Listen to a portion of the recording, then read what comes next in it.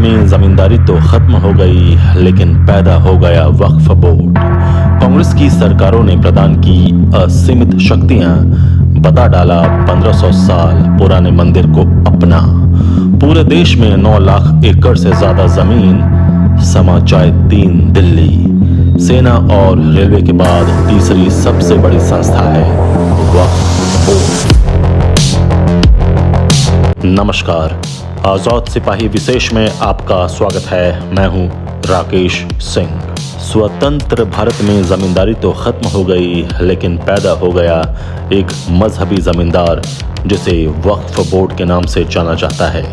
Rail और सेना के बाद वक्फ बोर्ड देश का तीसरा सबसे बड़ा जमींदार है। ऐसा इसलिए क्योंकि उसके पास पूरे देश भर में 9 लाख एकड़ से ज्यादा जमीन है, यानी 3 दिल्ली उसमें समा जाए। वक्फ बोर्ड को मिली असीमित शक्तियों पर अंकुश लगाने और बेहतर प्रबंधन और पारदर्शिता के लिए मोदी सरकार ने लोकसभा में गुरुवार को वक्फ संशोधन विधेयक पेश किया। बिल को पेश किया संसदीय कार्य और अल्पसंख्यक मामलों के मंत्री किरेन रिजिजू ने। जैसे ही ये बिल सदन के पटल पर रखा गया, कांग्रेस, टीएमसी, डीएमके, सपा समेत प्रमुख विपक्षी दलों ने विधेयक का विरोध किया। वहीं एनडीए में शामिल जेडीयू ने बिल का सपोर्ट कर दिया है। इस बिल के सदन में पेश होते ही देश की सबसे बड़ी और ताकतवर मुस्लिम संस्था वक्फ बोर्ड एक बार फिर से चर्चा में है। कैसे वक्फ बोर्ड मनमानी कर रहा है, उसके कई उदाहरण भी सदन में किरेन रिजिजू ने सामने रखे। उन्होंने कहा कि वक्फ बोर्ड पर माफियाओं ने कब्जा कर लिया है। आम लोगों के हित में यह बिल लाना जरूरी है। कांग्रेस शासनकाल में वक्फ बोर्ड को दी गई असीमित शक्तियों को लेकर मोदी सरकार अब वक्फ बोर्ड पर लगाम लगाना चाहती है। इससे संपत्तियों के दुरुपयोग पर रोक लगाने की कोशिश होगी। देश भर में 8.7 लाख से अधिक संपत्तियां, कुल मिलाकर लगभग 9.4 लाख एकड़ वक्फ बोर्ड के अधिकार क्षेत्र में है। समझने वाली बात है कि एक बार अगर आपकी संपत्ति को वक्फ की संपत्ति बता दी गई तो आप उसके खिलाफ कोर्ट नहीं जा सकते। आपको वक्फ बोर्ड से ही गुहार लगानी होगी। वक्फ बोर्ड का फैसला आपके खिलाफ आया तब भी आप कोर्ट नहीं जा सकते, तब आप वक्फ ट्रिब्यूनल में जा सकते हैं। कैसे मिली वक्फ बोर्ड को असीमित शक्तियां, कैसे लगातार इजाफा होता चला गया इसकी संपत्ति में, कैसे गांव के गांव और मंदिरों पर कब्जा जमा रहा है वक्फ बोर्ड, बता रहे हैं आजाद सिपाही के विशेष संवाददाता राकेश सिंह। भारत में वक्फ की शुरुआत दिल्ली सल्तनत से हुई। एस अतहर हुसैन और एस खालिद राशिद की किताब Waqf laws and administration in India 1968 में कहा गया है कि सुल्तान मुइजुद्दीन सैम घावोर ने मुल्तान की जामा मस्जिद को 2 गांव दिए थे। जब भारत में अंग्रेजी हुकूमत थी तब भी वक्फ की संपत्ति को लेकर खूब विवाद हुआ था। यह विवाद इतना बढ़ा कि लंदन स्थित प्रिवी काउंसिल तक जा पहुंचा। 4 ब्रिटिश जजों ने वक्फ को अवैध करार दिया था, मगर उनके फैसलों को तत्कालीन ब्रिटिश भारत की सरकार ने नहीं माना। मुसलमान वक्फ वैलिडेटिंग एक्ट 1913 के जरिए वक्फ को बचा लिया गया। कांग्रेस के शासनकाल में वक्फ बोर्ड को असीमित शक्तियां प्रदान की गई थीं। वक्फ एक्ट नियमों के मुताबिक एक बार जब कोई जमीन वक्फ के पास चली जाती है तो उसे पलट नहीं सकते। भारत के वक्फ के पास सबसे ज्यादा संपत्ति है। दुनिया के किसी भी देश में वक्फ बोर्ड के पास इतनी शक्तियां नहीं हैं जितनी भारत में दी गई हैं। साल 2022 में देश के तत्कालीन केंद्रीय अल्पसंख्यक कार्य मंत्री मुख्तार अब्बास नकवी ने राज्यसभा में एक लिखित जवाब में बताया था कि देश में वक्फ बोर्ड के पास कुल कितनी संपत्ति है। इस जवाब के अनुसार वक्फ बोर्ड के पास देश में कुल 7,85,934 संपत्तियां हैं। वहीं सबसे ज्यादा संपत्ति की बात करें तो यूपी में है। उत्तर प्रदेश में वक्फ बोर्ड के पास कुल 2,14,707 संपत्तियां हैं। इन संपत्तियों में से 1,99,701 सुन्नी वक्फ बोर्ड के पास है और 15,006 शिया वक्फ बोर्ड के पास हैं। इसके बाद दूसरे नंबर पर बंगाल है। पश्चिम बंगाल में वक्फ बोर्ड के पास 80,480 संपत्तियां हैं। कहा गया है कि कांग्रेस सरकार में किए गए संशोधनों की वजह से वक्फ बोर्ड हाल के दिनों में भू माफिया की तरह व्यवहार कर रहा है, जिसमें निजी संपत्ति से लेकर सरकारी भूमि तक और मंदिर की भूमि से लेकर गुरुद्वारों तक की संपत्ति पर कब्जा कर रहा है। मूल रूप से वक्फ के पास पूरे भारत में लगभग 52,000 संपत्तियां थीं। 2009 तक 4 लाख एकड़ में फैली 3 लाख पंजीकृत वक्फ संपत्तियां थीं। पिछले 15 साल में यह दोगुनी हो गई हैं। वर्तमान में वक्फ बोर्डों के पास करीब 9,40,000 एकड़ में फैली करीब 8,72,321 अचल संपत्तियां हैं।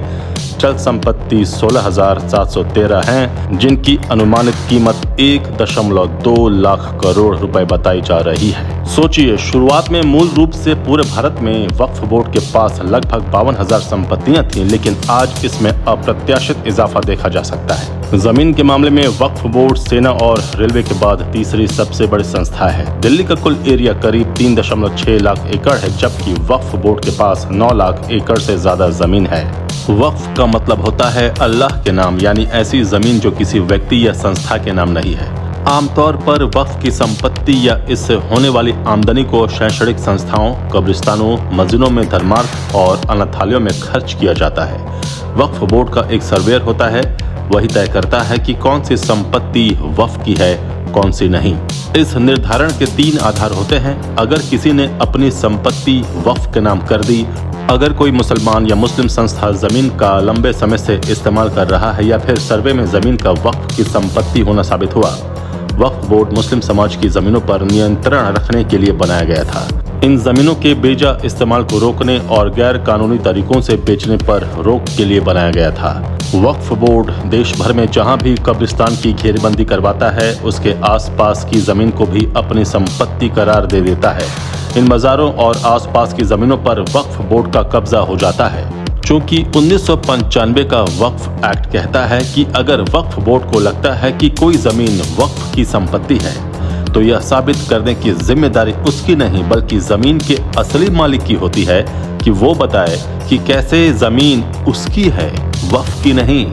1995 का कानून यह जरूर कहता है कि किसी निजी संपत्ति पर वक्फ बोर्ड अपना दावा नहीं कर सकता, लेकिन यह तय कैसे होगा कि संपत्ति निजी है? अगर वक्फ बोर्ड को सिर्फ लगता है कि कोई संपत्ति वक्फ की है, तो उसे कोई दस्तावेज या सबूत पेश नहीं करना है। सारे कागज और सबूत उसे देने हैं जो अब तक दावेदार रहा है।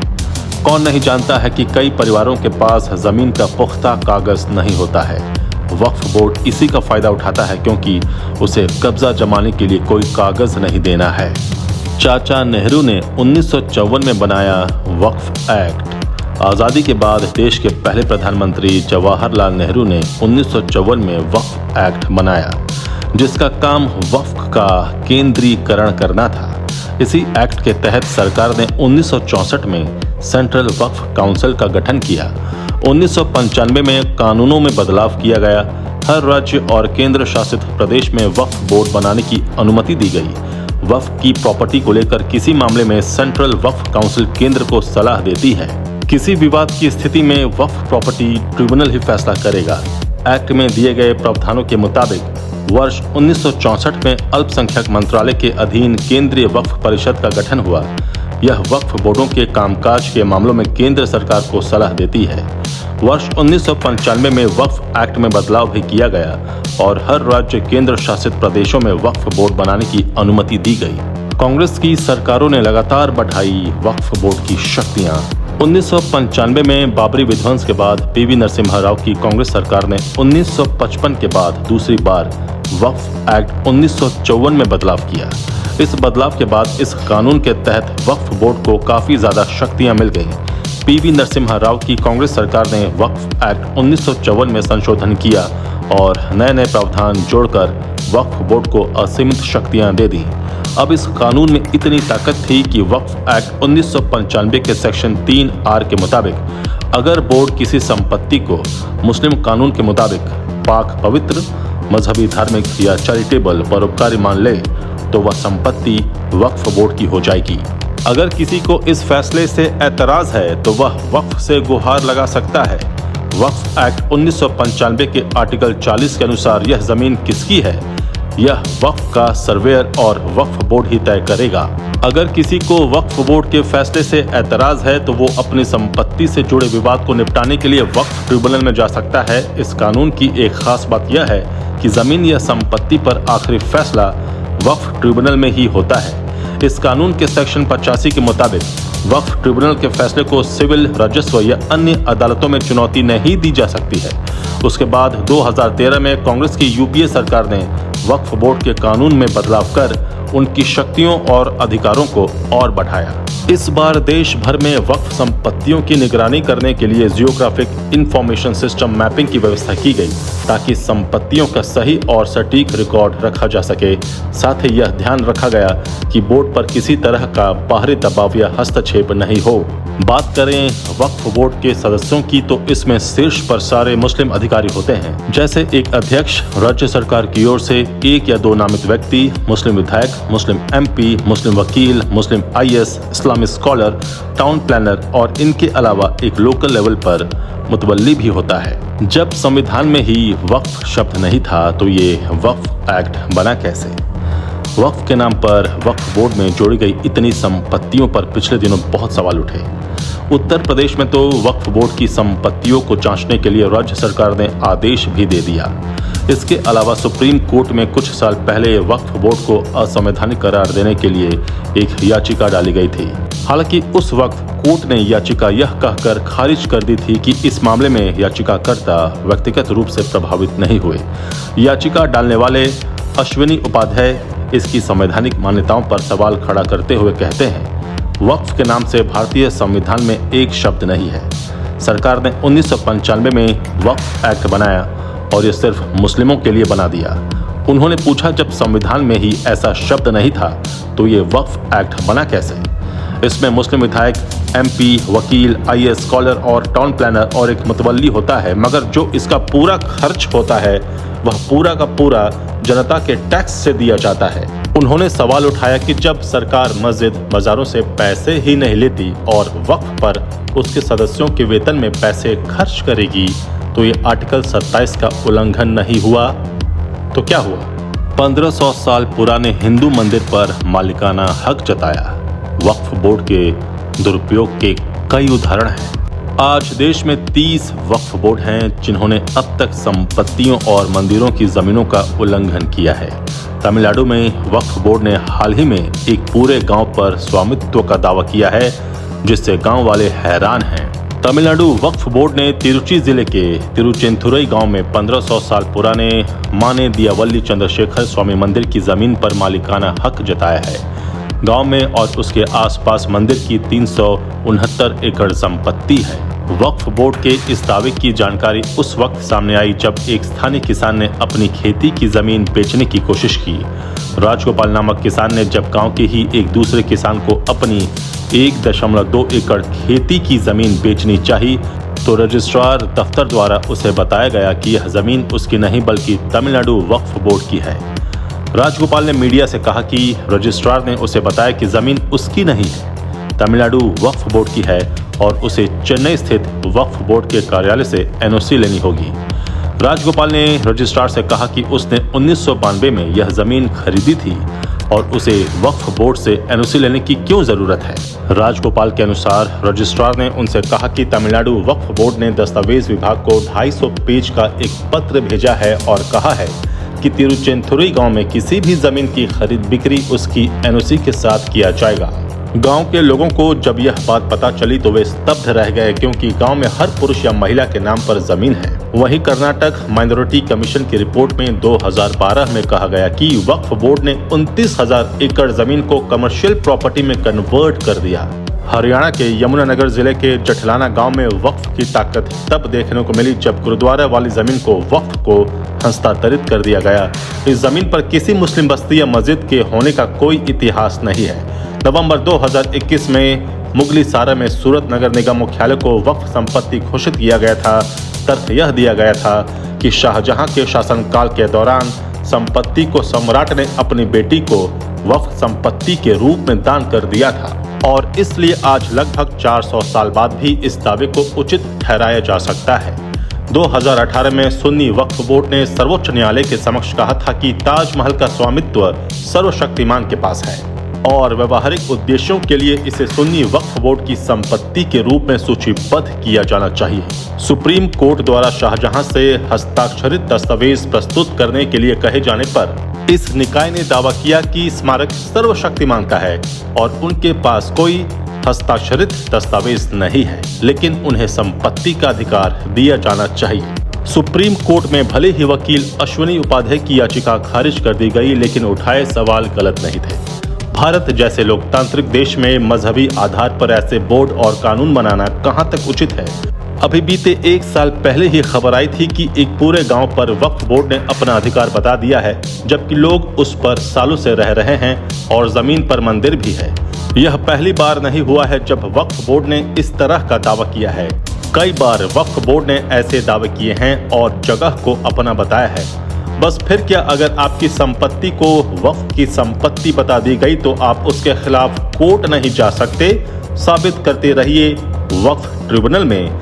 ये भेदभाव नहीं तो और क्या है। जरा सोचिए, किसी अन्य धर्म की संपत्ति से जुड़े मामलों पर सिविल कोर्ट सुनवाई कर लेता है, जबकि किसी वक्फ की संपत्ति का विवाद हो तो वे केवल ट्रिब्यूनल कोर्ट में सुना जाता है। यानी अगर वक्फ कभी कहता है कि किसी गैर इस्लामी शख्स की जमीन भी उसके हिस्से में आती है तो उस व्यक्ति को ट्रिब्यूनल कोर्ट जाकर शिकायत करनी पड़ती है और देश में इन कोर्टों की संख्या मात्र 14 है। वहीं अगर यही विवाद किसी अन्य धर्म के व्यक्ति से जुड़ा है तो बड़े आराम से मामला सिविल कोर्ट में सुना जाता है।